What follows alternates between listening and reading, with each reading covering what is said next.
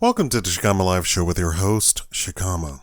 Pay attention to this. Please click the thumbs up or thumbs down button. 95% of you are men. Click the thumbs up or thumbs down button so that it could eventually fall upon the ears of a woman. You might retain, favorite this video so that you could refer to it if you're ever talking about this subject with a woman. But for right now, you need to click the thumbs up, thumbs down button so that the robot can keep pushing it until it gets out to women.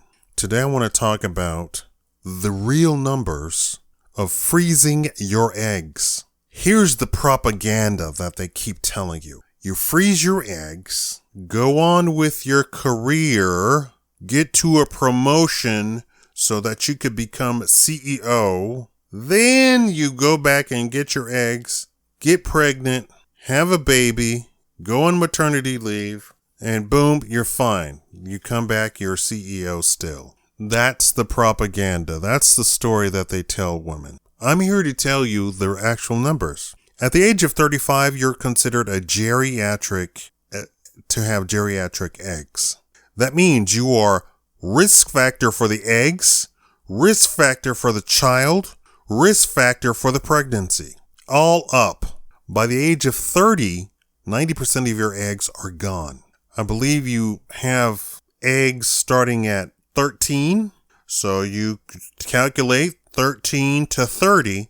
Yeah, so 90% of your eggs are gone. You can still have children at 50, but in the Western countries where they typically poison the food or serve poison in the food, by the time you're 50, your health is so awful, and I mean your real health. How about this statistic? In India, you can still have babies at 80 years old. Women can get pregnant with their own eggs at 80 years old. Why? Because they eat completely different than we do. All natural all of their life. How about them apples? And here's the thing, at 80, they are fine with being pregnant. 80. In the West, if you're 80 years old, you're walking around on a walker. You're in a wheelchair. Your life is over. Imagine being in a country where you can get pregnant at 80. Here's the real numbers for freezing your eggs. To do the freezing of one egg, it costs $10,000. The reality of that situation is that you have to be approximately 30 years old. If we're talking about the woman is going to pay for the egg to be frozen. She's going to have to be around 30 plus to have that amount of money sitting around. Because we're not talking about this is the power bill, this is the car note, this is the house. No, we're talking about this is something completely extra. And it's not covered by insurance. And you don't freeze one egg. You freeze anywhere from something like 10 to 20 eggs. So we're talking $200,000 extra sitting around. So the reality of the situation is you're over 30, point blank. Over 30, you have geriatric eggs. So you already have one foot in the grave already. Now, when you determine that it's time for you to come back and get pregnant, more years have passed on, correct? Right? So now you're 40, 45, or even 50.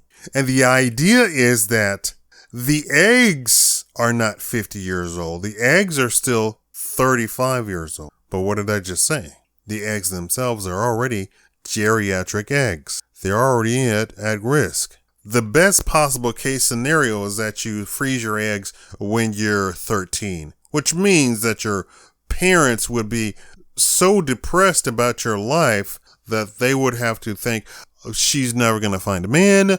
Let's go ahead and freeze her eggs right now and pay for that procedure. That's the best possible scenario, which is a very depressing scenario to begin with. So you have 35-year-old eggs.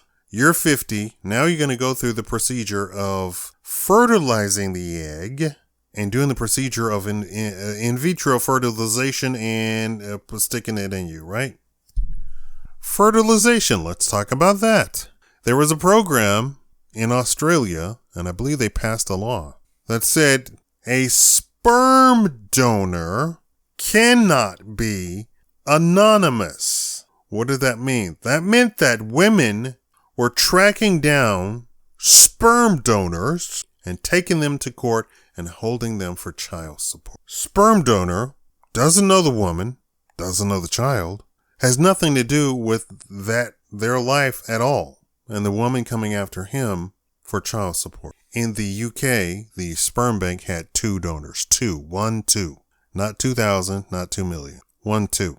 The UK is on the same system with Australia, so the court system would more than likely rule in favor of the woman to receive child support from the anonymous sperm donor. There was a program here in the United States talking about, hey, if you pass this person and smile, hit on them, hold on, you might be their brother or sister. Why?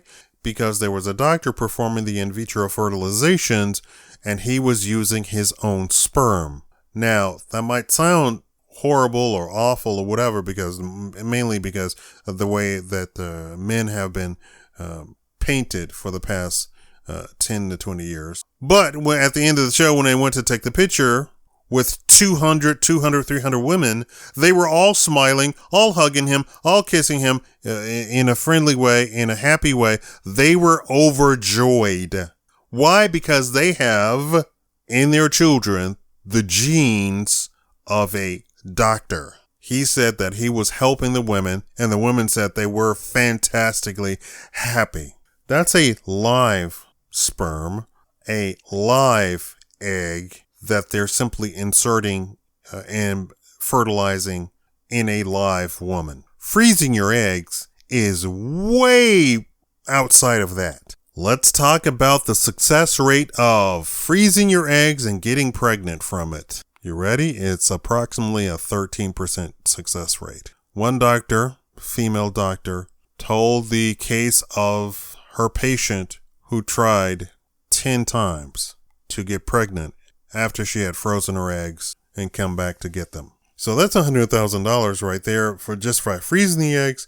I don't know how much the procedure itself cost. You would have to look that up if you wanted to know that number. And I assume it's completely different in California than it is in, say, Arkansas. She failed each 10 times. So this idea that is a 13% success rate, I don't know where they got that number. But 0 for 10 tries does not give me confidence that there is a success rate, right?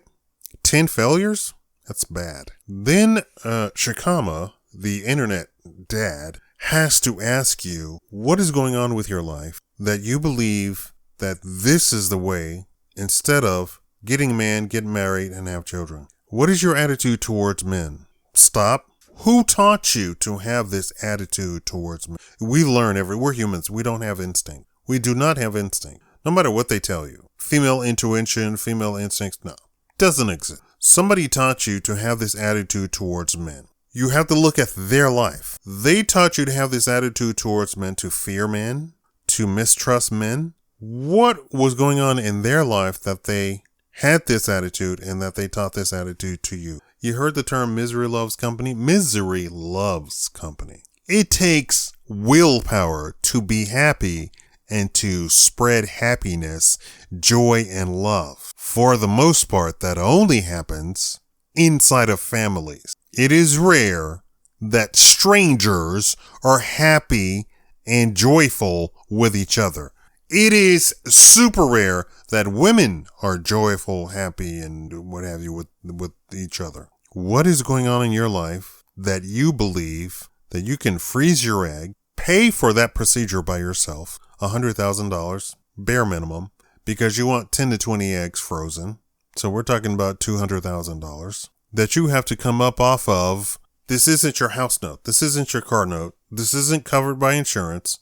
This is something completely extra. Do you have $200,000 sitting around? And is life so unimportant to you that you would do this instead of finding a man and getting married and having children the way that humans have done it for about 100,000 years that we know of? Let me ask you this. I've noticed that unattractive women have come to this idea that they can and should be able to get an attractive man. Here's the idea, though, that the unattractive woman should be able to get an attractive man and that he should stay with her as a boyfriend and possible husband. Wait, it gets worse. An unattractive woman who has been completely promiscuous, has made all sorts of awful societal decisions with her life, that she should be able to get an attractive man and he should stay with her to be her boyfriend and husband, although she's made all of these horrible decisions and she's unattractive. Why do I keep saying unattractive? Women are judged on their looks, purely. And they're judged on their looks because there is a very small window of time that you as a woman have to be able to find a man, settle down, get married, have children, and boom, your life is set. It's a very small window. Men have all of their lives. They're in complete lives. Hugh Hefner had a baby at 90. Unattractive men do not have this idea, and they don't have less options than unattractive women. Unattractive women have less options. What are the options? We're talking about girlfriend and then marriage. Unattractive men can do all sorts of other things. Men are not judged on their looks at all. Throw that out of your mind. Men are judged by their lifestyle, their goals and ambition, their financial position, but mainly lifestyle, goals, and ambition. I know Kevin Samuels and this other guy who says he will never get married. And there's a few. Shakaama is not about don't get married. I'm not MGTOW. I'm not any of that stuff. Technically, I'm red-pilled, but I'm not red-pilled to the point that you shouldn't date women, you shouldn't marry. Why? Because I have all of the information. A lot of people do not have all of the information. I have all of the information. I know what marriages completely work. That literally I could go, okay, I will sign off on this marriage and this will be guaranteed to last forever. There is a divorce attorney who says 10 years is good. 10 years? What is that? To me, that's a ruined life. That's all you've done. You got together and stayed together for 10 years and then you got divorced. That's a ruined life. To me, that's a ruined life. But that is a divorce attorney. He gets money when people get divorced. Shakaama doesn't get any money. Whether you get married or not, I don't get any money. But I can tell you the data and statistics of the people who have a 2% chance of getting a divorce, which means that basically there's no chance that you get a divorce. I have the data to show you the people who have a 5% chance of getting divorced. Literally, they don't get divorced. Then I know at the worst possible case scenario, it's a 30% chance of divorce, and that is a modern woman. And then we have all of the data that says this type of woman with this type of lifestyle and using these phone apps will get divorced. More than likely, 50% chance. This woman with this education will get divorced. This woman coming from a family with money will not get divorced. This woman with this religious outlook will not get divorced. This woman who doesn't even have a smartphone will not get divorced. This woman who comes from a small town will not get divorced. Will not get divorced. It's not in her DNA. Literally, I can see the attitude of the woman at the altar getting married, and I go, oh, you're gonna be ruining your life with her. Don't marry that woman. And it's the attitude of the woman. All of it is just the attitude of the woman. So then Shakaama is asking the women, who taught you your idea about men? Look at their lifestyle. Don't say look at what they've been through, because a lot of times what they've been through have been decisions that they made. You don't drive a car at 200 miles per hour without a seatbelt and say, oh, look what happened to me. Did you hear that? Did you understand the scenario? You decided to drive 200 miles per hour. You decided to not wear a seatbelt. Then you crash and you went through the windshield, and then you proclaim, look what happened to me. No, that's not what happened. This is what you decided to do. You took a risk, and any data person could have told you, well, you have this much of a chance that you're going to get into a wreck. And if you go to court and they award you any sort of money because of the car or the car manufacturer, they're actually saying the car manufacturer is this percentage point at fault, which means that you're at fault also. That's even in a court of law. But a lot of companies will say, we'll pay the money to have a good reputation with the public. It has nothing to do with that person who went through the windshield. It is the company trying to maintain their public relations stance with the public, right? In the case where the person is telling you and teaching you about men, if you look at their life, there is no sort of percentage concerning the stuff that they have been through. What did they decide and what was the outcome? They took home a random guy that they met in the bar and he beat her up. First of all, certain women would say, first of all, I wouldn't be at a bar, number one. Second of all, I wouldn't be talking to men. Third of all, I wouldn't be drinking. And I wouldn't be drinking to the point, let's say I did drink, I wouldn't be drinking to the point where I was incoherent or incapable of making decisions. And lastly, I would not take a strange man to my house. I had all of those points. All of those points were decisions. And the person teaching you about having an attitude of mistrust of men is denying that she made all of those points of decision. And more than likely, she didn't have a father. The father would say, you don't go out to bars. You're not a bar person. We're not a bar family. We don't go to bars. Number one, right? Number two, if we go to bars, we stay with our girlfriends. We don't hang out with guys. The idea is to simply soak in the atmosphere to alleviate the boredom of work. That's it, right?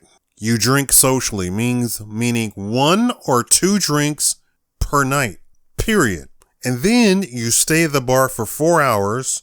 The 2 drinks have completely processed through your bloodstream. Then you can go get into a car and go home, or you can call an Uber. Now you can do all sorts of stuff and you're fine. Take an Uber there, take an Uber home.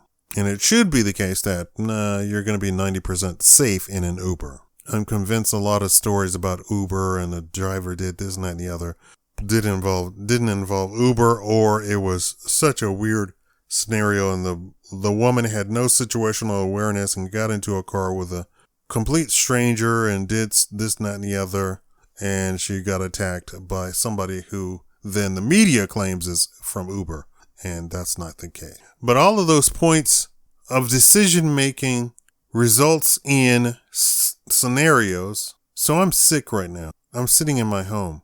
I'm amazed that I am sick. Why am I amazed that I'm sick? Because I have not done anything to be around somebody to be sick. That's amazing to me. That is the excitement of my life. How did I get sick sitting in a room by myself? Versus a woman who goes to a club and this and that and the other, and one thing leads to another and blah, blah, blah, blah, blah. And then she blames the man. Nope. You have poor judgment, bad situational awareness. Now you have this attitude towards all men, and then you're spreading around this propaganda against men and teaching other women to be against men. And because we don't hold women accountable for much of anything, even in the court system, we let it completely slide, and now there's this attitude towards men to such a degree that you decided to freeze your... Instead of getting in shape, going to places where you're going to find a quality man, reading and exercising and eating correctly so that you're a quality woman, having love in your heart to demonstrate that you are in fact a quality woman for a man and possible children. If you're freezing your eggs, what kind of attitude do you actually have towards children? Do you love children? Well, I'm here to tell you there's a tremendous possibility that you're going to be out 200,000. Thank you all for watching.